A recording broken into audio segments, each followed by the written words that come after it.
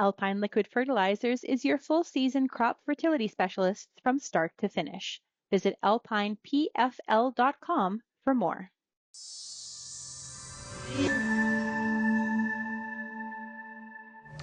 Hi, I'm Amber Bell, and this is Real Agriculture.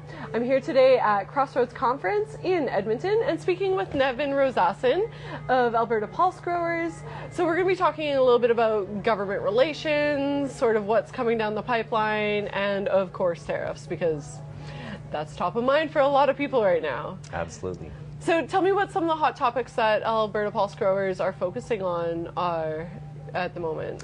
Sure thing, Amber. Well, first off, provincially, not only Alberta Pulse Growers, but all of the Team Alberta Crops, as well as Intensive Livestock Working Group, have really been engaged in the water engagement and consultations pertaining to the water framework, potential opening of the Water Act, making sure that we're getting all of our input into the provincial government prior to the deadline at the end of the month. So before Christmas, a lot of us were working hard to ensure that we are capturing all of the issues and opportunities that Alberta broadacre crop farmers could capitalize on.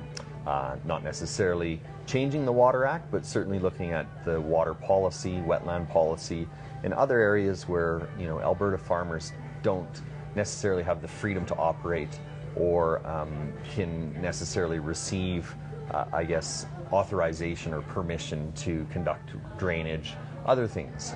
We worked very closely with the Alberta Irrigation Districts Association because many of our commodities, of course, are grown on irrigated acres. We also worked in concert with the Intensive Livestock Working Group. Many of our farms are mixed farms, of course, and we wanted to make sure that we're not only speaking as one voice as Team Alberta Crops, but in lockstep with our partners and collaborators. Right, so what are some of those policies, like if we drill down onto some of the key policies that you see producers and growers wanting to change, what would some of those be? So certainly when it comes to permitting, so surface water management can be a really difficult issue, especially if you're in areas that are prone to heavy rainfall, some of the black soil zones, etc. Removing some of that water, looking at ephemerals or small potholes that are maybe around for 2 to 3 weeks at the beginning of May or end of April. They can represent challenges. So, looking at what are the regulations, can you do any surface water drainage? Even the question about tiling. Certainly in Manitoba, Ontario, that's a lot more common practice. Right. Here, it's very difficult to get permission and to put in tile drainage. Looking at other areas, even dugouts, the permitting for dugouts, there are certain sizes of dugouts where you have to get authorization to pump and fill them. You can't put them in a water course. You can't put them in a wetland or a natural area where they will fill with water. So you're pretty much stuck putting them in the mid-slope and then getting a permit to fill those dugouts. So looking at some of those areas where farmers have traditionally had challenges and trying to provide that feedback to government to ensure that we can address our members' needs. In a way to kind of open that up a little bit. Open up the dialogue. And I mean, they're looking for input into a new water framework and strategy. And so now is the opportunity to make sure we have our ducks in a row, so to speak. Right, which makes a lot of sense. And then, so I guess there's two other really hot topics right now in politics. I mean, we're looking at a potential new government coming into Canada. And then we also have the Trump administration now, and with potential tariffs on the horizon. So what direction is Alberta Pulse Growers taking with that? Are there any steps sort of being taken to prepare in case these tariffs actually come into action? Sure. So we'll start with the incoming Trump administration, because that's the next thing on the horizon.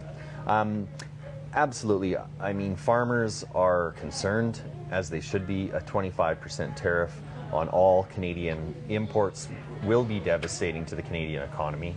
Many economists are projecting between a 2 to a 5% contraction in GDP, which is a recession. I mean, we see the Bank of Canada will be making an announcement today, I believe the 29th, on interest rates. Everyone's predicting a 25 basis point cut. That's to stimulate spending to ensure that we don't dip into a recession. That being said, we are trying to ensure that we're working not only through our national partners, so with Pulse Growers, through Pulse Canada, to get the latest information. Of course, we have a pretty good handle on all of our export numbers to the United States when it comes to peas, lentils, to dry beans. And I mean, even here in Alberta, peas and lentils, we don't export a lot to the United States. It would be less than 3% of our production. But dry beans, that's a huge market for Alberta Pulse Growers. So somewhere between 50 and 60% of our dry bean production heads to the U.S. Wow. So, I mean, yes, it's very concerning. What can we do about it? I mean, that is really a question for our political overlords, right? Right. I mean, and as much as we all have opinions on which approach we should take, I mean, international trade policy and negotiations is my background. Certainly, the Ontario approach of threatening tariffs, or the Alberta approach of diplomacy and trying to have these conversations, they're both different approaches. What's the best approach? It's hard to know for sure.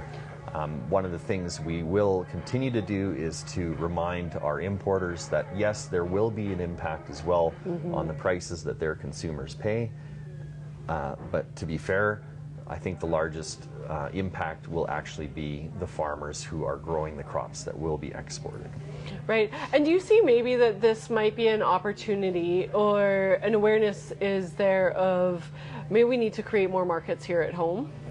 Absolutely. I mean, when you have these types of crises, because I mean, let's not understate what it would be, there can come opportunity.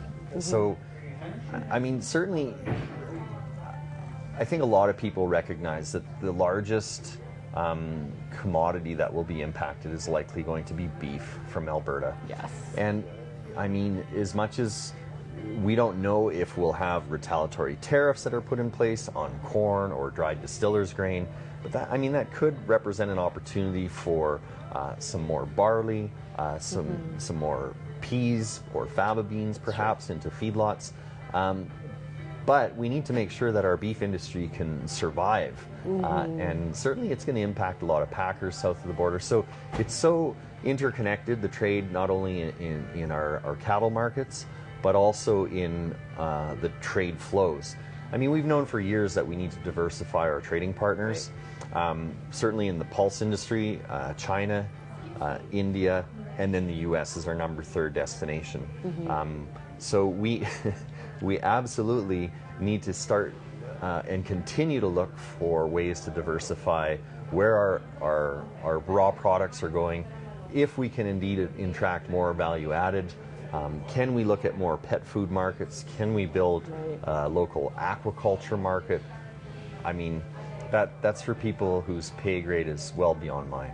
Well, there's a lot of possibilities out there, and I think that that's really great. And then just before I let you go here, what about the federal, or our Canadian federal government, and what is Alberta Pulse Growers? Is there an idea of what might be coming next down the line? Are you guys preparing for a possible change of government, or even the same government to stay in? I mean, as an organization, I mean, Alberta Pulse Growers, and I believe other commissions, are always of the understanding, pardon me, that we have to remain politically neutral. We don't take sides in politics. What we try to do is formulate good policy that any government of the day can use. So certainly, I mean, we're always concerned about cutbacks in public funding and research, specifically. Alberta Pulse Growers is very much a research-focused commission. So certain cuts in programming are always concerning. In preparing for a potential change of government, all we can do is ensure that our members, not only in Alberta, but across the prairies, across the country, whether it's through Pulse Canada or through Grain Growers of Canada, is to express to a potential incoming government of what our priorities are. And those priorities don't change. They're the same. Right. And I mean, we've always taken the position that when we do travel to Ottawa to advocate, that we meet with all political parties. We are open about what are the needs of agriculture, and I mean, certainly it's interesting to see, and you know, the last 3-4 weeks there's been a lot of not only interest and anxiety, but also excitement in regards to what's happening, not only in Ottawa, but also in DC. Right, definitely. Well, I want to thank you so much for your time. And that was Nevin Rosaasen on Real Agriculture. Thank you, Amber.